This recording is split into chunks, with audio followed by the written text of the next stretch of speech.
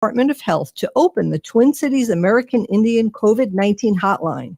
Now you can call the Twin Cities American Indian COVID-19 hotline Monday through Friday from 8 a.m. to 8 p.m. and Saturday and Sunday from 10 a.m. to 2 p.m.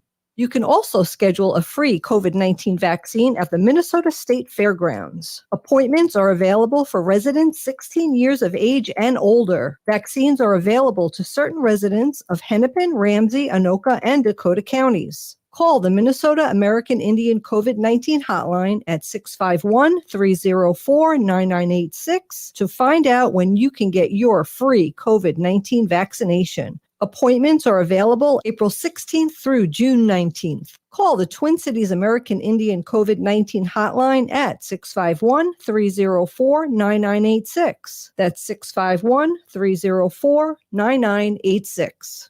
Minnesota has the only original wolf population in the continental United States, and 80% of Minnesotans believe the wolf should be protected. Howling for Wolves is asking Minnesotans to respect our true wildlife manager, the wolf. Their survival is critical to our ecosystems, our communities, and even our economy. As highly intelligent animals with strong social bonds, Minnesota wolves deserve to be protected and admired. Learn more at howlingforwolves.org. Let's live and let howl. Hey, Cudahy to all my friends and relatives in four directions. This is Robert Pilot of Native Roots Radio presents I'm Awake. I'm here to ask you for your support. Finding honest Native-centered news is not easy, but with your support, we're able to provide accurate information about Standing Rock, Line 3, treaty violations, and COVID-19 in our Native communities. Please visit Native Roots Radio Network on Patreon and donate if you can. That's Native Roots Radio Network on Patreon. Pinigigi, and thank you for your support. Hey, Ogama, I've been hearing a lot about this term, climate justice. What is that? Climate justice is recognizing that the negative impacts of climate change don't affect all people equally. It also means transitioning from a fossil fuel-based economy to a more sustainable future. MN350 is one of the groups that's pushing for this transition to protect our futures. You can even get involved too. That's great, especially since I'm concerned about pipeline projects like Line 3. How can I help MN350? Just find them on Facebook or visit mn350.org. With your AM 950 weather, I'm Patrick Lilia. Clear skies overnight with a low of 62, then sunshine Wednesday, warming back up to 90. Crooner Supper Club is back with the spectacular new Belvedere outdoor stage and seating area. The Belvedere is just one way crooners can safely offer you some of the best music in the Twin Cities. Crooner Supper Club, Moore Lake Drive and Highway 65 in Fridley. Info at croonersmn.com. Portions of Native Roots Radio may be pre-recorded. It's a good day to be indigenous. Get up, stand up. They are going to become more brutal. Couldn't cut, hitting cut again. Because all the hippies were trying to be Indians anyway.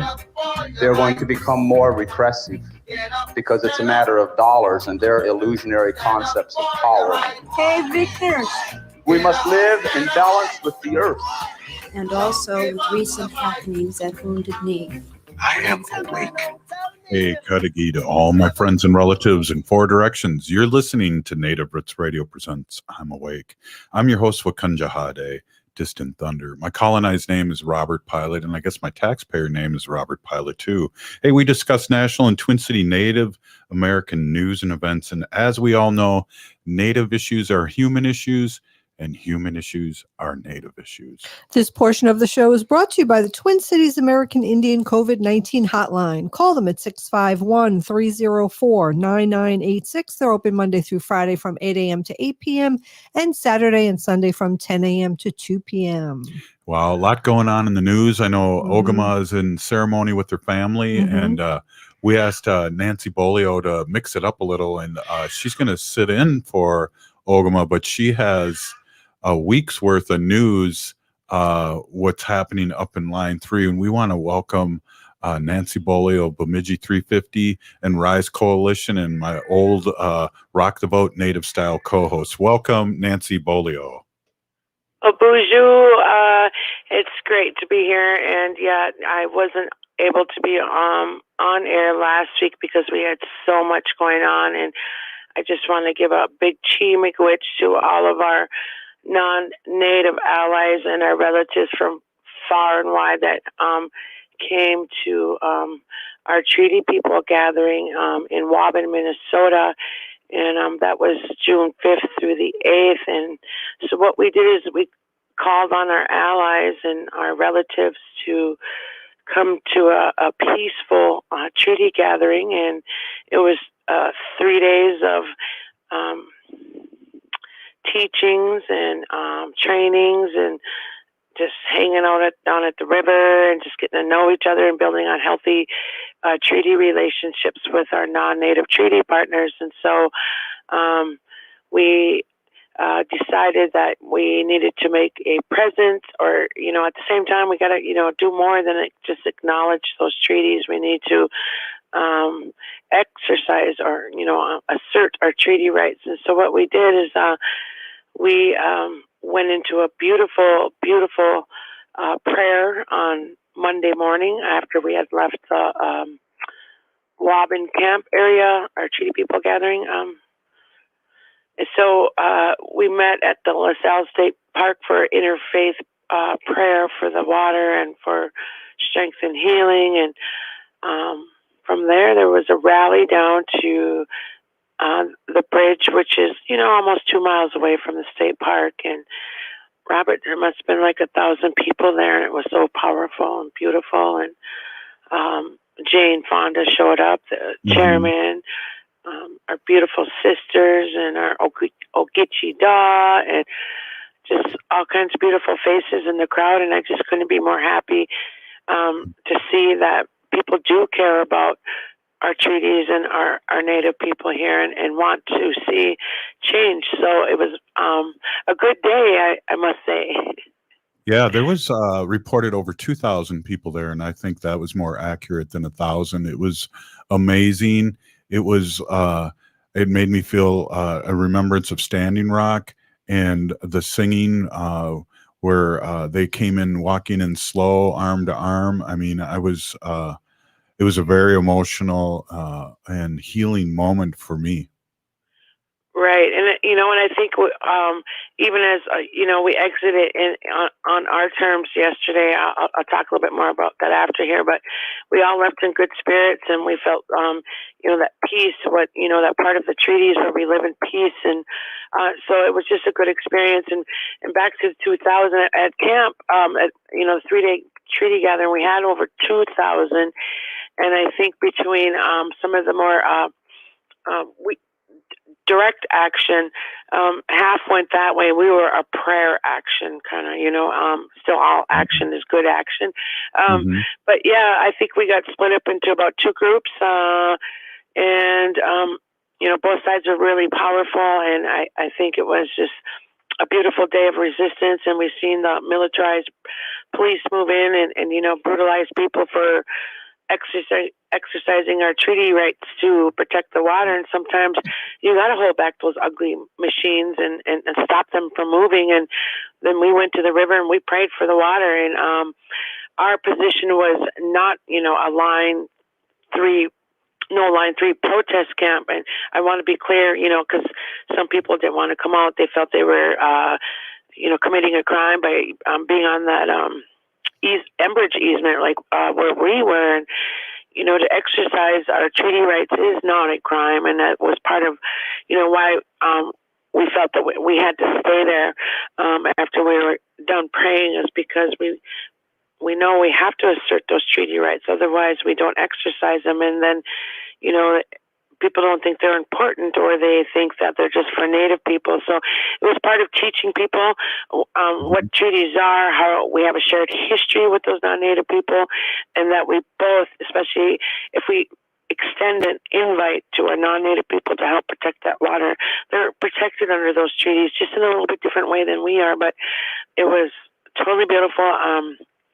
I'm going to say, I was so busy, Robert, and everything was going so fast, but I want to say a good couple hundred of us walked in a single file out to the easement and held space. And it was nice to see even Bill McGibbon from 350.org out there with us. Yeah. And so, I just couldn't ask for something, I don't even know how to say it, but there was just, I'm still in awe, Robert, of the beautiful love peace. And even the neighbor who totally opposed us, we've been out there several times, many times actually, out to the bridge. But when we occupied it, the sheriff has said he did a 180.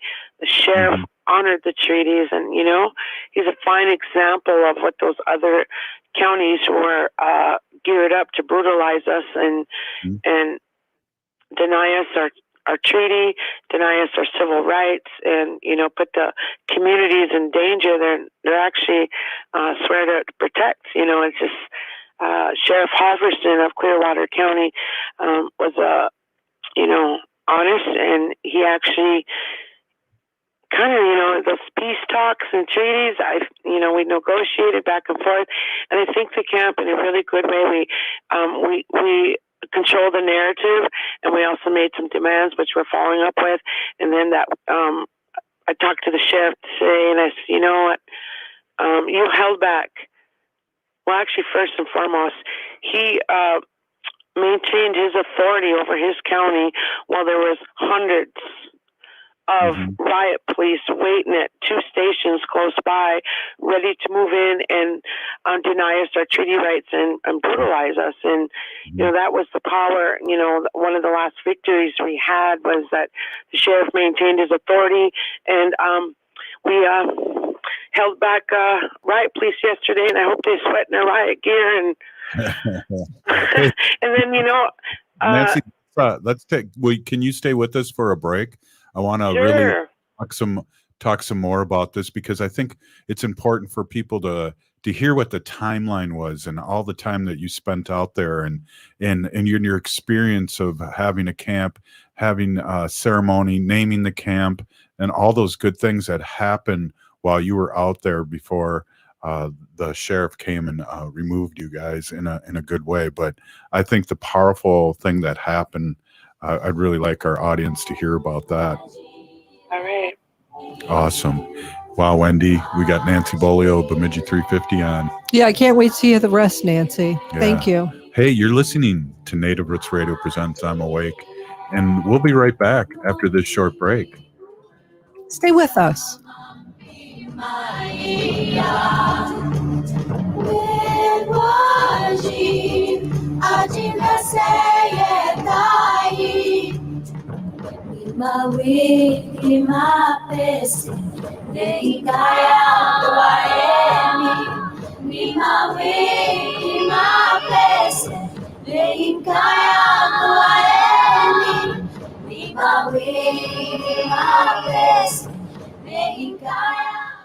Hey, Ogama, I've been hearing a lot about this term, climate justice. What is that? Climate justice is recognizing that the negative impacts of climate change don't affect all people equally. It also means transitioning from a fossil fuel-based economy to a more sustainable future. MN350 is one of the groups that's pushing for this transition to protect our futures. You can even get involved too. That's great, especially since I'm concerned about pipeline projects like Line 3. How can I help MN350? Just find them on Facebook or visit mn350.org. Over the past year and more, we've all missed out on a lot. Family time, graduations, weddings.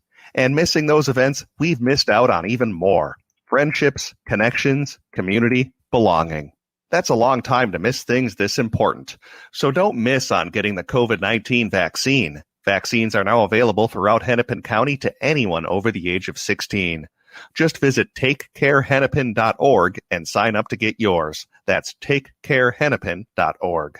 The Department of Indian Work partnered with the Minnesota Department of Health to open the Twin Cities American Indian COVID-19 hotline. Now you can call the Twin Cities American Indian COVID-19 hotline Monday through Friday from 8 a.m. to 8 p.m. and Saturday and Sunday from 10 a.m. to 2 p.m. You can also schedule a free COVID-19 vaccine at the Minnesota State Fairgrounds. Appointments are available for residents 16 years of age and older. Vaccines are available to certain residents of Hennepin, Ramsey, Anoka, and Dakota counties. Call the Minnesota American Indian COVID-19 hotline at 651-304-9986 to find out when you can get your free COVID-19 vaccination. Appointments are available April 16th through June 19th. Call the Twin Cities American Indian COVID-19 hotline at 651-304-9986. That's 651-304-9986. Hi, this is Representative Sharice Davids from Kansas. I'm Ho Chunk, and you're listening to Native Roots Radio.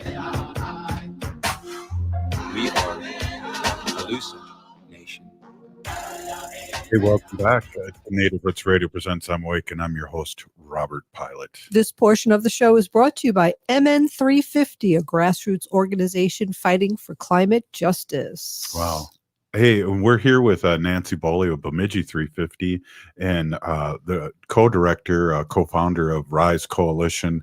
And we're really excited. I know Nancy has been through the battles here. And can you talk a little bit, Nancy, about the feeling of setting up camp and going through ceremony and naming the camp and just what all you guys experienced and where you exactly were by the bridge on the mighty Mississippi? Sure. Prior to our occupation, we have been out there, on many, many, many times praying. And so when we went down on Monday, we went in to pray for the water due ceremony at the lake or at the river. And then, we peacefully walked in and we went out to the easement, about 200 of us under the, I want to say, the visionary and direction of our elders and the community. And I listened and I just wanted to, because I had the opportunity to help create the space and, many of us already had our boots on the ground and we just decided that, let's just take an occupation. And I want to be clear to, people that, this was a Line 3 easement, but it's more than a pipeline, that it's about treaties. And if they honored our treaties, all of it, because, the water flows. But anyways, if they would honor those, we wouldn't see a Line 3 going through without the tribal consent, as we see with Red Lake, White Earth, and Mille Lacs. So we went in through prayer and we stood our ground because it is our inherent right it is protected by our treaty, and we never surrendered our rights to our property rights to the water, and our treaties say we can protect it. So we made a treaty stand as treaty partners with our non-native allies and some of our relatives, from other tribes to stand in peace and protect the water. So we invited our relatives and allies to hold that space, and it was 3 days of those teachings and gathering and relationship building that carried into that moment. And then throughout the occupation, our elders and treaty keepers came back, and so we continued to take that direction, and without that direction and without the support of our allies that were there to help protect the water, we couldn't do this, Robert. And I just want to say Chi-Miigwech to everybody that was out there with us, and for those that couldn't even make but that sent prayers and financial support, because again, Native people can't do this alone. And so we call on our allies to help amplify the messaging that treaties do matter and that we're all treaty people. So we made some beautiful decisions to protect our water, and we occupied for 8 days.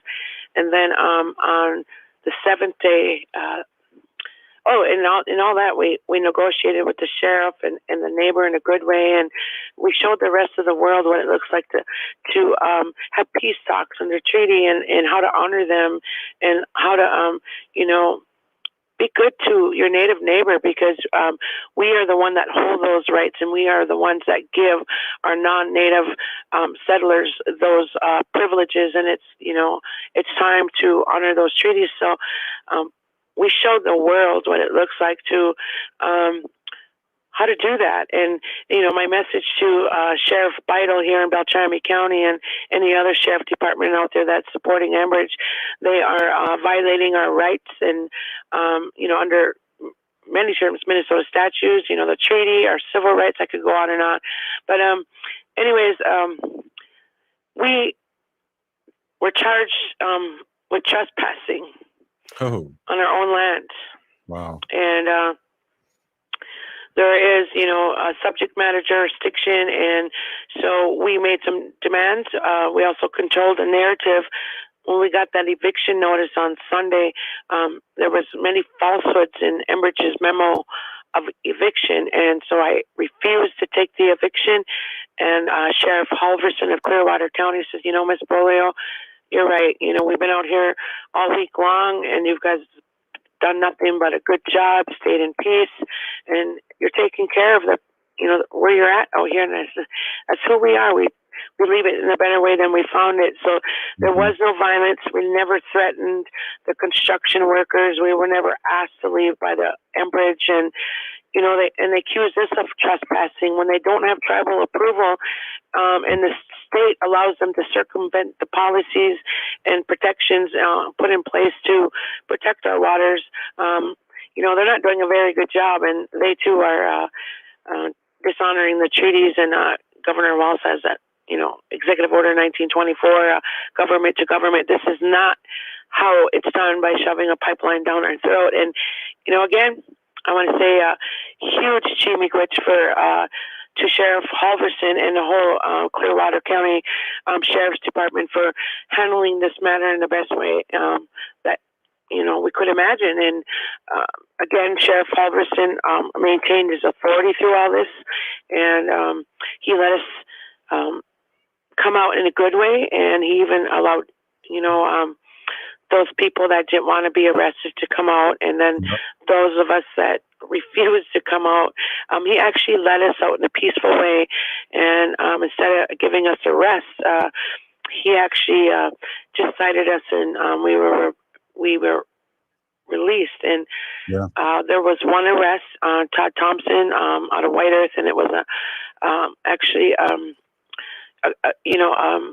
a peaceful arrest as well, and he wasn't resistant. He was just felt that his heart compelled him to say, take me to jail, because I'm going to fight this with my heart. And I appreciate Todd Thompson out of White Earth for stepping up and being old Gitchy Daw. And so there were 50 citations and one arrest. And I think, as the powerful stand that we made, especially holding back those riot police just miles away from us now. On Monday, they moved in just 2 miles up the road at that LaSalle State Park. And we held them back, Robert, by people power in that peace talks with the sheriff. And I think, the whole world was watching. And I think, this sets a precedence of, what those treaties were intended for, was to be in peace. That's right. Hey, one of the things I want to remind all our allies that are listening to this in the Twin Cities and Chicago and Madison is that this is a new pipeline. This isn't a replacement pipeline. This is a pipeline that nobody wants. It's a foreign country. Yes, Canada is a foreign country that's imposing on our treaty rights of 1855 and above to put pipelines through sacred water, Wendy. And the reason why is because Canada has stricter environmental laws than we do. So we get it because we don't have the laws that Canada does. And again, we would have never went to Standing Rock, Wendy, and did all those times and brought all those supplies over the years if they would have put the pipeline through Bismarck, their original thing. So again, I feel like Indigenous people all across the world, but especially here in Turtle Island, which is the United States, are on attack, or they're attacking us again. And this hasn't stopped in almost 500 years, Nance. Right, and I want to a chimiquich to our relatives from Standing Rock that stood with us during the Treaty People gathering in Waban, Minnesota. That was, they guided us with much love and experience and knowledge. That again, we appreciate them for coming here to Minnesota and helping us with that. And I want to say too, Robert, just last Friday, Enbridge was rubber stamped another water permit. Their initial project that had asked for 5 million gallons of water, and somehow the engineer made a mistake in the design of the project, and now they need 5 billion, that's with the B, billions more water, or gallons more of water. And, they need to go through that, the regular water permit process, just like they did with their initial permit. And so that was one of our demands that be revoked. And so there's so much more that we got to be fighting here on the front line. And, we're in a drought. So how could they be allowed to take 6 or 5 billion gallons of water during a drought here in Minnesota? So we got some real issues with this pipeline, and just the fact that they lied about us, and I think just even with the sheriff saying, I agree with you, Miss Beaulieu, and I'm not going to evict you, is another small win. Holding back the riot police. We don't often see riot police get held back like they did yesterday. I think that was another win, and I just think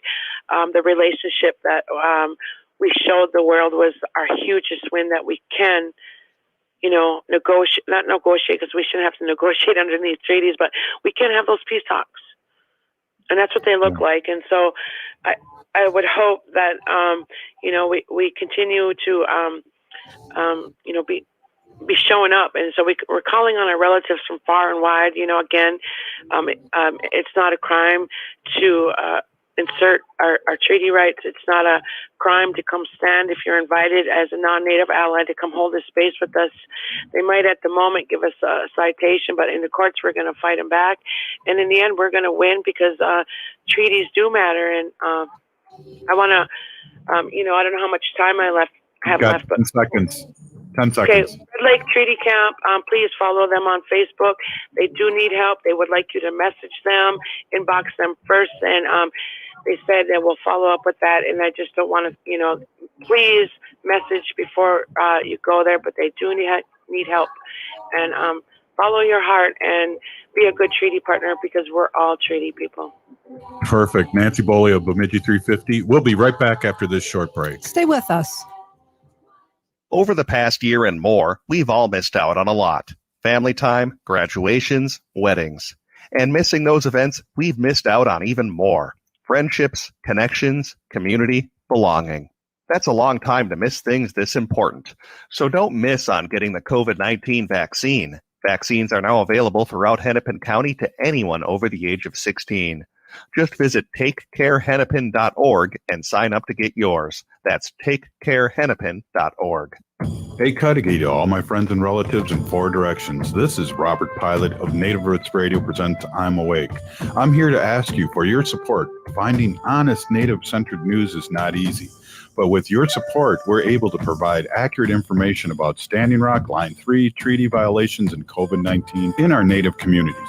Please visit Native Roots Radio Network on Patreon and donate if you can. That's Native Roots Radio Network on Patreon. Pinigigi, and thank you for your support. The Department of Indian Work partnered with the Minnesota Department of Health to open the Twin Cities American Indian COVID-19 hotline. Now you can call the Twin Cities American Indian COVID-19 hotline Monday through Friday from 8 a.m. to 8 p.m. and Saturday and Sunday from 10 a.m. to 2 p.m. You can also schedule a free COVID-19 vaccine at the Minnesota State Fairgrounds. Appointments are available for residents 16 years of age and older. Vaccines are available to certain residents of Hennepin, Ramsey, Anoka, and Dakota counties. Call the Minnesota American Indian COVID-19 hotline at 651-304-9986 to find out when you can get your free COVID-19 vaccination. Appointments are available April 16th through June 19th. Call the Twin Cities American Indian COVID-19 hotline at 651-304-9986. That's 651-304-9986. Hi, Minnesota. This is David Packman, and you can catch my show weeknights for an in-depth look at politics and current events on AM 950, the progressive voice of Minnesota. Unwanted sexting or photos, inappropriate jokes, even tickling or wrestling can feel like a violation. Catcalling, cornering, or groping, getting them drunk or high for sex, recording sexual acts without permission, hurting someone because of their sexual orientation, raping a family member, a child, a date, a friend, a stranger. Purchasing a human being for sex. You make the choice every single time. Sexual violence is many things. Make a choice. Do not do it. Sponsored by the Minnesota Indian Women's Sexual Assault Coalition. Life is a journey, and the Doherty Family College will help you get where you want to go. Located downtown Minneapolis, This affordable 2-year college provides free textbooks, a laptop, meals, career coaches, one-on-one mentorship, and a Metro Transit pass, making DFC the perfect pathway to a bachelor's degree. Turn your dreams into reality. Connect with a counselor today at dfc.stthomas.edu. If you're hurting in your relationship or have been affected by sexual violence, you're not alone. Strong Hearts Native Helpline can help you through these difficult and uncertain times. Strong Hearts Helpline is a free 24/7 confidential domestic dating and sexual violence helpline for Native Americans. Help is available by calling 1-844-762-8483 or by clicking on the Chat Now icon on strongheartshelpline.org. This message is sponsored by the National Indigenous Women's Resource Center. With your AM 950 weather, I'm Patrick Lilia. Clear skies overnight with a low of 62, then sunshine Wednesday, warming back up to 90. Crooner Supper Club is back with the spectacular new Belvedere outdoor stage and seating area. The Belvedere is just one way crooners can safely offer you some of the best music in the Twin Cities. Crooner Supper Club, Moore Lake Drive and Highway 65 in Fridley. Info at croonersmn.com. This is AM 950, the progressive voice of Minnesota. Anine, I'm Lieutenant Governor Peggy Flanagan, and you are listening to Native Roots Radio. We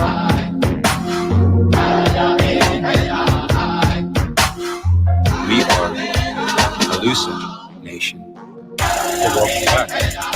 Native Roots Radio presents I'm Awake, and I'm your host, Wakanja Hade. This portion of the show is brought to you by the Minnesota Indian Women's Sexual Assault Coalition. Wow, thanks, Wendy. Hey, so that was awesome news update from Nancy Beaulieu of Bemidji 350.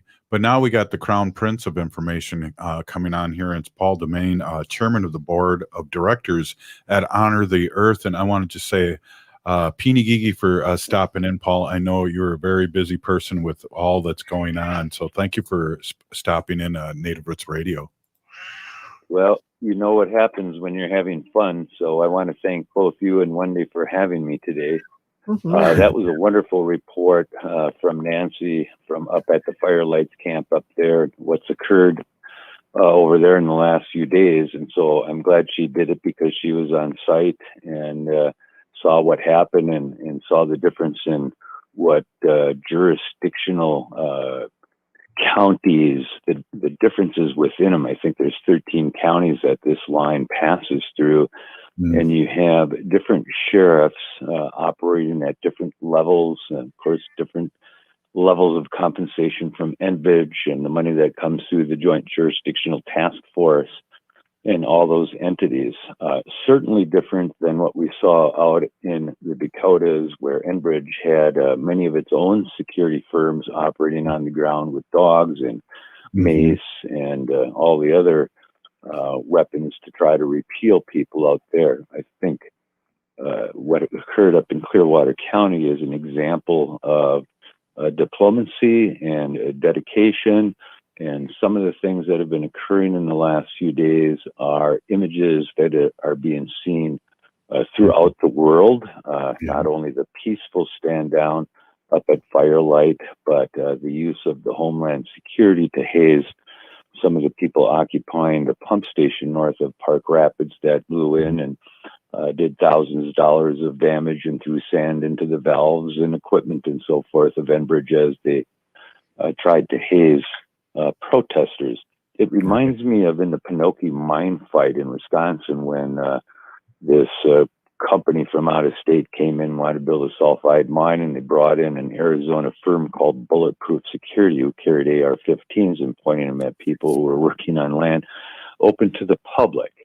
And I think that's the essence of this battle in many ways, that the issue is public lands.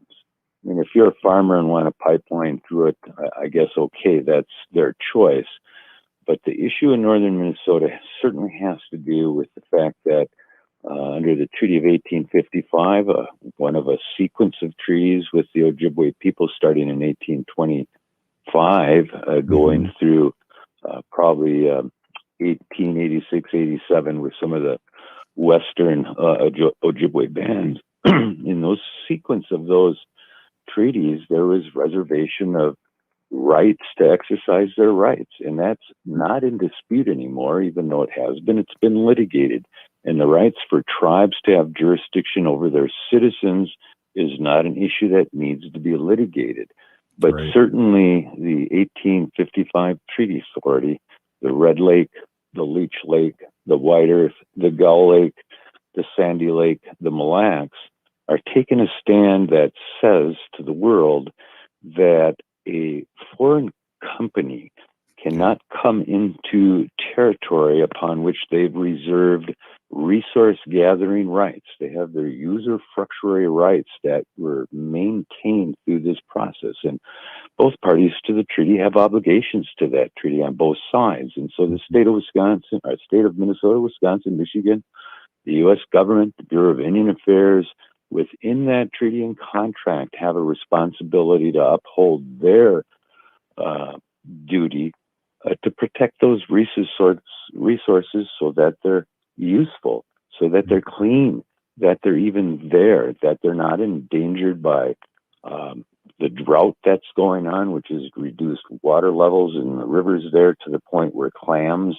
are attempting to survive by climbing out of their clam beds and going for the main river, but they're not going to make it over a 10 foot wide sandbar.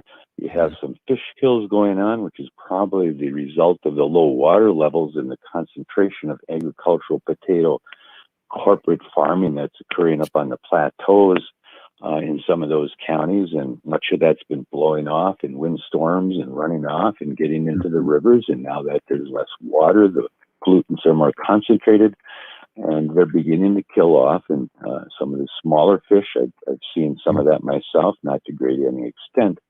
But I do know that people who know wildlife resources are deeply concerned about the status of the aquifers and the water flows on the Crow, on the Strait, on the Shell, and some of the other rivers that Enbridge has to cross.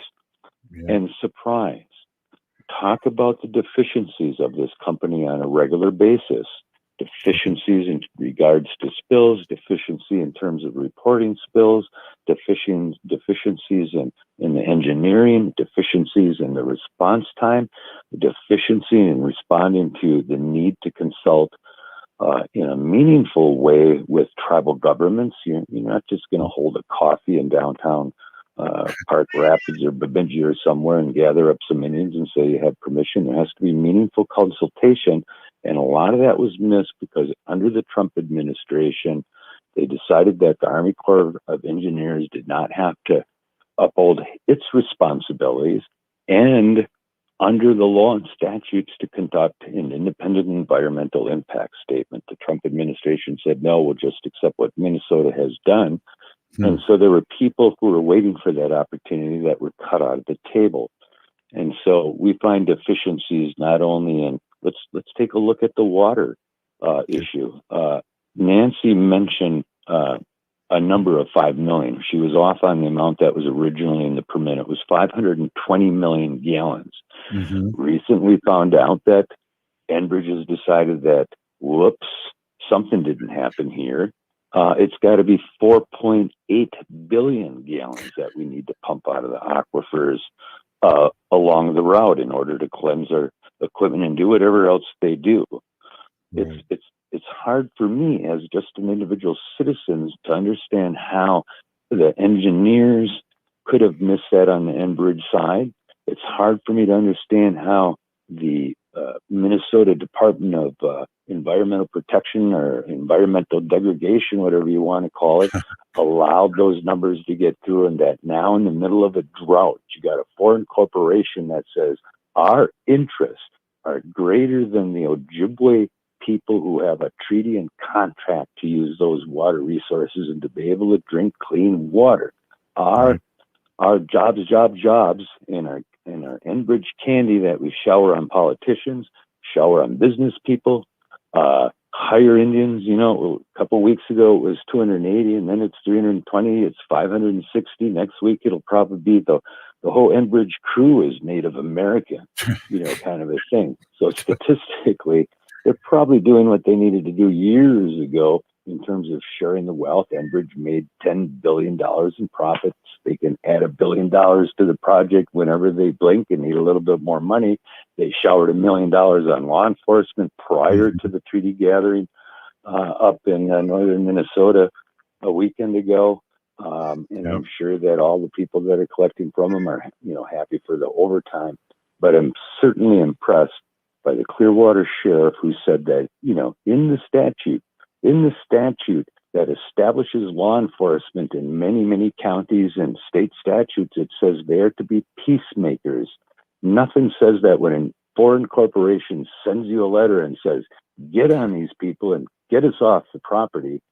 Does that trump the rights of the local sheriff to keep the peace and make sure that things are done peacefully? And we saw a great example of an easement that was negotiated with elders and the women up there holding space, in which the stand down was peaceful all the way from the beginning until the citations for those people who didn't want to leave and get a citation, including some who are allowed to go without handcuffs and get their citation. Right. So there are methods of working with the community to keep the peace. And certainly the money that's flowed in, I think, has distorted the whole situation up there in a way that's very negative for U.S. citizens and citizens of Minnesota and their guests.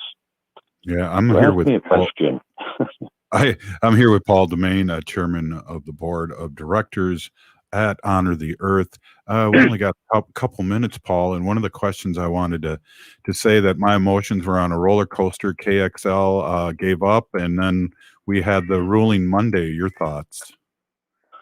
Well, disappointed in the ruling, but not unexpected. Again, $1 million, $1 million or $1 billion worth of attorneys certainly does their job when put up against environmental organizations that are in some cases exhausted by environmental cases and battles and everything. So I wasn't surprised because the process used, someone asks for a permit in Minnesota and other places, it's assumed that they're going to get it. It's just a question of to what limits they can pump water, or to what level they can put pesticides into the environment, to what level they can destroy forest, to what level they can degrade the environment. It's not like the permit is to do all that up to a certain level, and hopefully accumulatively across the board, you don't start killing things off left and right. That's unfortunately the situation. We had one ruling against us. We have some other court appeals that are coming up.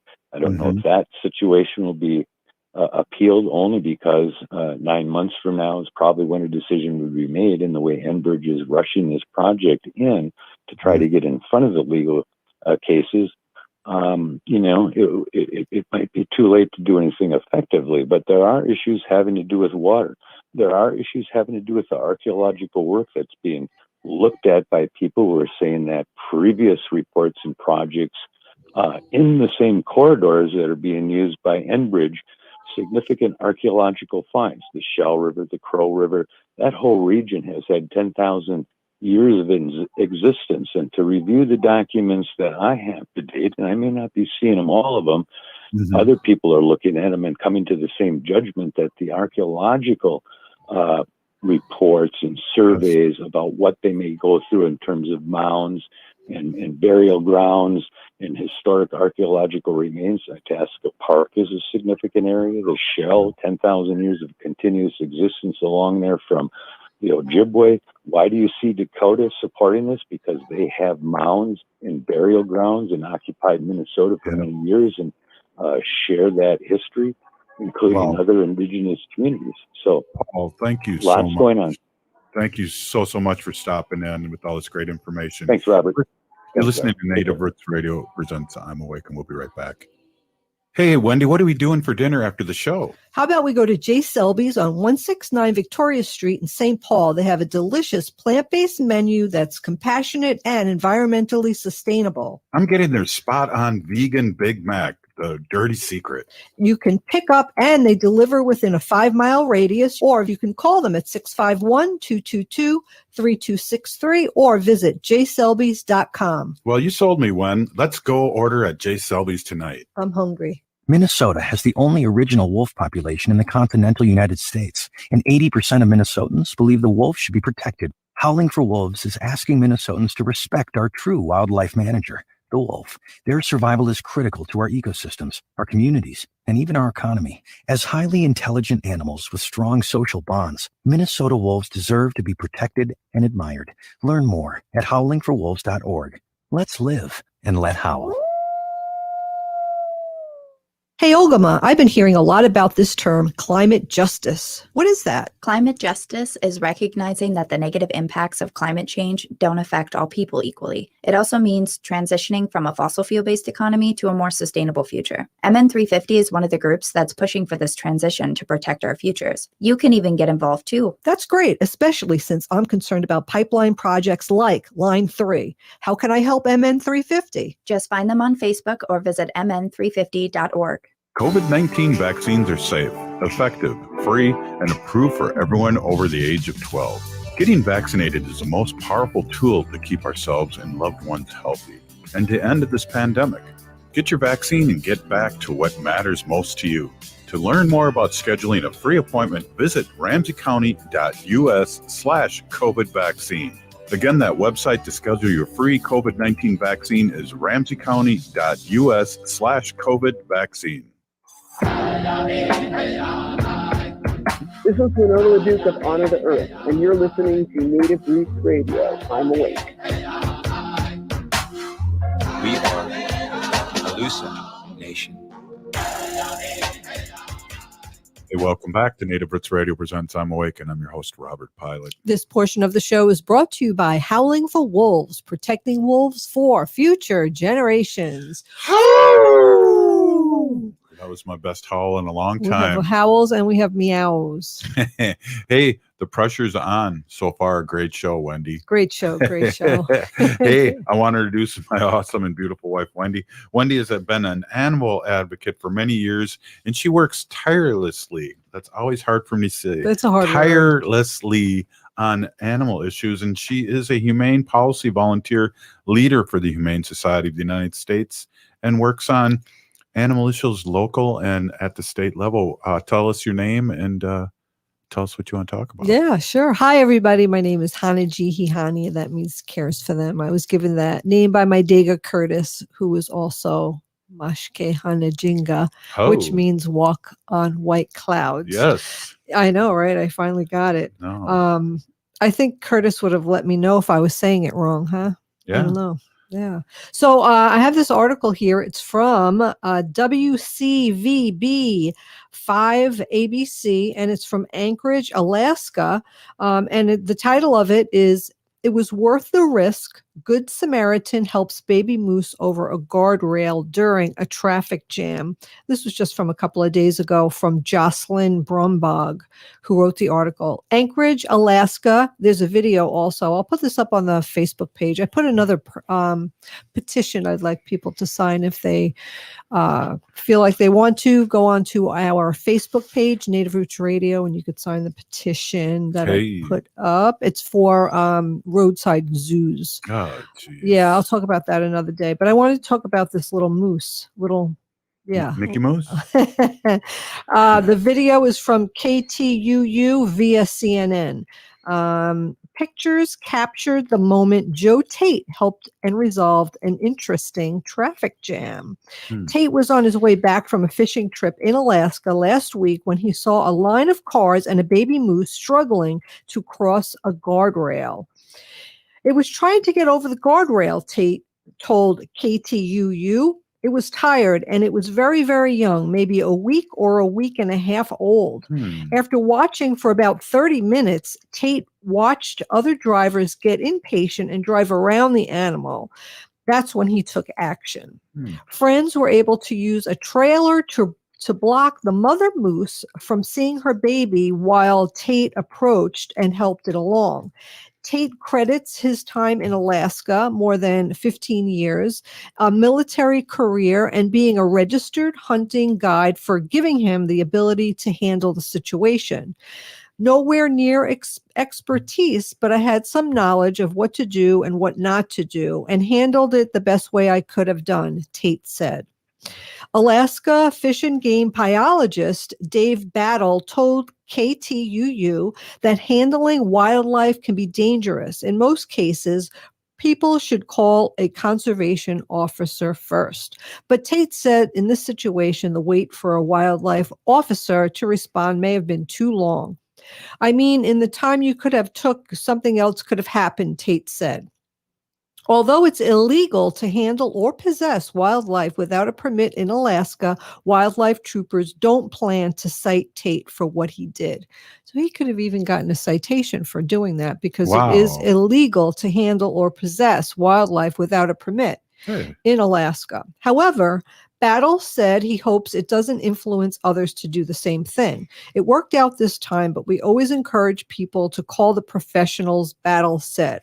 It worked out for the best, Tate said, and it could have gone bad, and I understand and I know that, but it did go the best way it was, and it was worth the risk. So my question is, should we or should we not help wildlife? Absolutely. Absolutely. I mean, I feel the same way. And I think we've talked about this before, but I mean, you're in a traffic jam. You're standing there for a half an hour.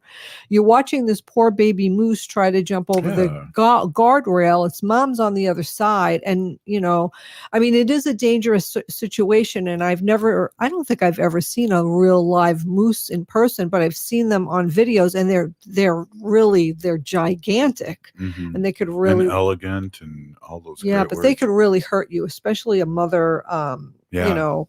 Oh, yeah. Moose, right? Right. Yeah, and I have this article here I just want to bring in, and it is from the Minnesota Department of Natural Resources, and it talks about sick and injured wildlife, although that wasn't sick or injured, but it kind of was because it was, you know, stuck at the guardrail, and what you should do, whether you should help them or not, you know, and what they really say is that you should really assess this situation, but in most cases, of course, they tell you don't do anything. Right. You know, I could not, right. You know, if that was you and me in the car waiting and watching this moose, I think, you know, I would have got one. I might not have had the best judgment, and I might have put myself at risk or not knowing the danger, because I wouldn't have known what kind of danger I could have gotten in. But I think I would have risked myself, and I would have tried to help the baby moose. I mean, it was a baby moose. It wasn't like a full-grown bison, and you were taking a picture of it and trying to get close to it and get whipped around and get your jeans ripped off. If you have a good heart, and they can sense that. I know. Right? I don't know. I mean, I don't know. So the Department of Natural Resources say who to contact, right? If you have a sick or an injured wild animal. So give them a call if you have, and they say here too, contact local rehabilitation clinics or rehab professionals, or let nature take its course. Yeah. Note, the Minnesota Department of Natural Resources does not have the staff or resources to respond to every injured or distressed wildlife report. I mean, I would understand that too, but a lot of times we called our local wildlife rehabilitation center and said, hey, we have a squirrel. What do we do? And they give you good advice what to do in the meantime before you could bring it in. Right. So that's what you really should do. I really think that in Alaska, to help a wild animal is against the law, and that they were going to citate, you know, give him a citation for helping this baby moose, but then they decided not to. So I guess it is a case-to-case situation. Well, it worked out well, but that's funky as heck. Exactly. Well, it says here, right here in the thing, examine the environment carefully. It is possible and safe for anyone to attempt to rescue an animal. Sometimes, despite the best efforts and intention, an injured animal is just not accessible, and unfortunately, nothing can be done for them.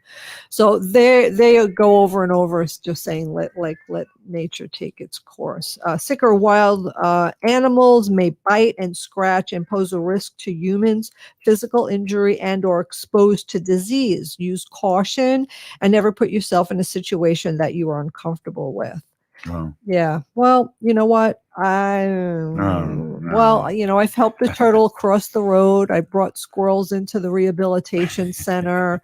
What What else? We've helped animals All over the time. over the years. I think that we would do our best thing, whatever we felt. We'd have to check it out because, they might have strong legs and want to kick you. Right, All these things. exactly. You could really, really get hurt. Right. Yeah. So really observe it. And But I give that guy Tate, kudos for really, going for it. And he did have experience. So he had experience, and he did what he had to do. And and what's that saying? All ends that ends all well. well that ends well. There you Yeah, go. I think right. that's sacred. Put some water out for the wildlife. It's very, very dry out there. Put a pan of water. Absolutely, and it's going to get warmer all day. Shout out to all the emails we get about the sacred animal section. We're still a little behind in responding, but we definitely want to respond. Our cat's really hungry. We do feed our cat. We just wanted to let you know that. But I would like to end with these thoughts. If you're listening to this show, you are part of the resistance. From Chief Plentycoops, the ground on which we stand on is sacred ground. It is the blood of our ancestors. We need to mask up. And then we also need to resist, divest, join a group, and run for office. You've been listening to Native Roots Radio Presents I'm Awake. Shout out to Nancy Beaulieu.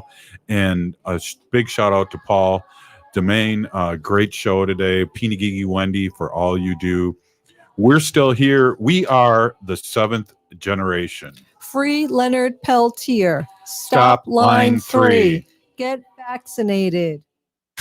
This is New Beginnings, hosted by award-winning broadcaster and speaker Freddie Bell.